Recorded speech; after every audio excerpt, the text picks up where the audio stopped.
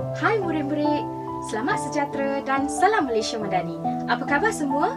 Cikgu berharap semua berada dalam keadaan sehat dan sejahtera. Hari ini anda akan bersama saya, Cikgu Nisha dari Sekolah SK Taman C untuk meneruskan pembelajaran kita pada hari ini. Untuk pengetahuan semua, hari ini kita akan belajar mengenai fasa bulan dalam tajuk bumi dan angkasa tahun 5. Dalam video pembelajaran hari ini, kita akan menggunakan perhubungan ruang dan masa untuk menggambarkan fasa bulan dalam satu edaran lengkap mengikut takwim Qamari. Pernah anda melihat bulan sebelum ni? Cikgu rasa sebelum ini anda mesti pernah melihat pelbagai bentuk bulan di awan. Murid-murid, pada waktu bila bulan ini kelihatan ya? Ya, betul. Anda akan lihat bulan pada waktu malam apabila ketiadaan matahari. Cuba anda lihat gambar di sebelah cikgu. Mengapakah kita melihat bentuk-bentuk bulan yang berbeza pada waktu malam? Hal ini kerana peredaran bulan yang mengelilingi bumi menyebabkan bentuk-bentuk bulan berubah. Sebelum ini, kita pernah belajar berkenaan putaran dan peredaran bumi pada tahun lepas. Jadi, tajuk tersebut ada kaitan untuk apa yang kita hendak belajar pada hari ini. Tengok gambar sebelah cikgu. Bulan ini merupakan satelit jadi paling cerah yang mudah dikenal pasti di langit pada waktu malam. Jika diperhatikan bulan dengan teliti, bentuk bulan berbeza pada waktu malam. Bulan tidak mengeluarkan cahaya, tetapi memantulkan cahaya matahari untuk sampai ke mata kita. Dari permukaan bumi, kita akan melihat bahagian-bahagian bulan yang disinari oleh cahaya matahari. Oleh itu, pelbagai bentuk bulan dapat dilihat dan ianya dikenali sebagai fasa bulan.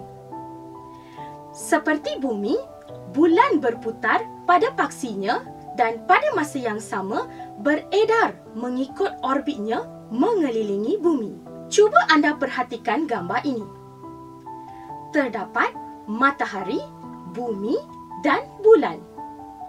Jika anda melihat rajah ini, bulan sedang mengelilingi bumi. Semasa bulan beredar mengelilingi bumi, kedudukan bulan akan berubah dengan masa. Peredaran bulan mengelilingi bumi menyebabkan fasa bulan berlaku dan boleh melihat pelbagai bulan di langit. Bulan berputar pada paksinya dalam masa 27.1/3 hari dari barat ke timur dan mengelilingi bumi juga dalam masa 27.1/3 hari dari barat ke timur juga. Murid-murid, untuk pengetahuan anda, terdapat 8 fasa bagi bentuk-bentuk bulan. Iaitu, yang pertama merupakan fasa anak bulan. Anak bulan ini bahagian yang gelap yang menghadap ke bumi. Fasa yang kedua dinamakan sebagai bulan sabit. Sebahagian kecil permukaan bulan yang disinari cahaya matahari menghadap ke bumi. Fasa ketiga pula dinamakan sebagai bulan separa. Separuh bahagian permukaan bulan yang disinari cahaya matahari menghadap ke bumi. Fasa keempat pula dinamakan sebagai bulan hampir purnama. Sebahagian besar permukaan bulan yang disinari oleh cahaya matahari menghadap ke bumi. Fasa kelima pula dinamakan sebagai bulan purnama. Keseluruhan bahagian permukaan bulan yang disinari oleh cahaya matahari menghadap ke bumi. Fasa keenam dinamakan sebagai bulan hampir purnama. Fasa ke-7 dinamakan sebagai bulan separa. Dan akhir sekali, fasa ke-8 iaitu dinamakan sebagai bulan sabit.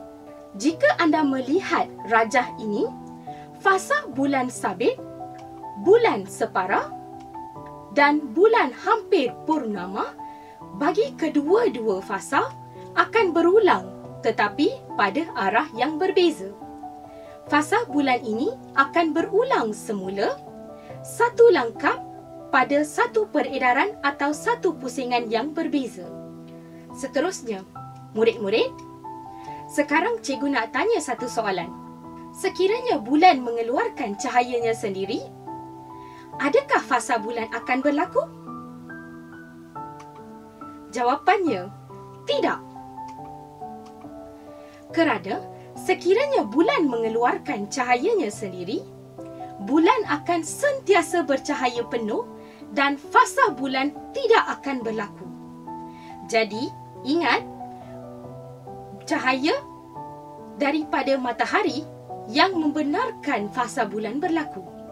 Murid-murid, ini merupakan contoh aktiviti yang anda boleh cuba untuk membezakan fasa bulan dengan menggunakan biskut Oreo. Murid-murid, anda boleh cuba aktiviti ini dekat rumah untuk membezakan setiap fasa dalam fasa bulan. Seterusnya, murid-murid, kita akan belajar mengenai takwim kamari. Takwim ini ditentukan berdasarkan perubahan fasa bulan. Takwim kamari juga dikenali sebagai takwim hijrah. Murid-murid, sila lihat jadual yang cikgu tunjukkan. Hari pertama setiap bulan kamari dikenali sebagai anak bulan. Pada hari ke-15, bulan purnama akan wujud dan ianya akan wujud setiap hari ke-15 dalam bulan kamari. Dan pada akhir bulan, ianya akan kembali ke semula anak bulan dan seterusnya fasa bulan akan berterusan. Murid-murid, sila lihat kalender yang cikgu tunjukkan. Terdapat beberapa perkataan yang cikgu bulatkan dekat sini. Anda boleh dilihat dekat kalender ini. Sebenarnya, apakah maksud perkataan tersebut? Tarikh kalender Masehi untuk kalender ini adalah 2 Mac 2025, iaitu seperti yang cikgu tunjukkan. Tarikh ini adalah berdasarkan takwim kamari 1 Ramadan 1446 Hijrah. Pada 1 Ramadan, semua umat Islam akan mula untuk berpuasa. Takwim kamari juga digunakan untuk menentukan hari kebesaran umat Islam. Murid-murid, tahu tak apakah hari kebesaran yang kamu akan sambut pada 1 Syawal? Ya, betul. Apabila anak bulan muncul pada 1 Syawal, seluruh umat Islam akan menyambut Hari Raya Aidilfitri. Murid-murid, mari kita menjawab beberapa soalan di bawah. Rajah 1 menunjukkan fasa-fasa bulan mengikut takwim kamari. Pada 5 hari bulan, bentuk bulan ialah bulan sabit. Dan 8 hari bulan, bentuknya ialah bulan separa. Dan pada hari ke-15, bentuknya ialah bulan purnama. Dengan ini, soalan pertamanya, mengapakah bentuk bulan berbeza pada masa tertentu? Hal ini kerana kedudukan bulan akan berubah apabila bulan mengelilingi bumi. Soalan seterusnya, apakah corak perubahan bagi fasa tertentu? Saiz bulan semakin membesar dari bentuk sabit pada hari ke-5 ke bentuk bulan separa pada hari ke-8 sehingga menjadi bulan penuh pada hari ke-15. Soalan seterusnya, namakan fenomena fasa bulan yang berlaku pada hari ke-15. Jawapannya adalah bulan purnama. Dan soalan terakhir, lakar, label dan susun kedudukan bulan, bumi dan matahari pada hari ke-15. Murid-murid, bagi soalan ini, pastikan anda melukis matahari, bumi dan bulan pada satu garisan yang lurus. Pastikan anda melabelkan matahari, bulan dan bumi untuk mendapatkan markah. Pada hari ke-15, anda perlu tahu ianya merupakan bulan purnama. Ini adalah contoh yang anda perlu lakar, label dan susun kedudukan matahari, bumi dan juga bulan dalam satu garisan yang lurus. Secara ringkasnya, dalam pembelajaran ini, kita telah mempelajari tentang fasa bulan dan juga takwim kamari.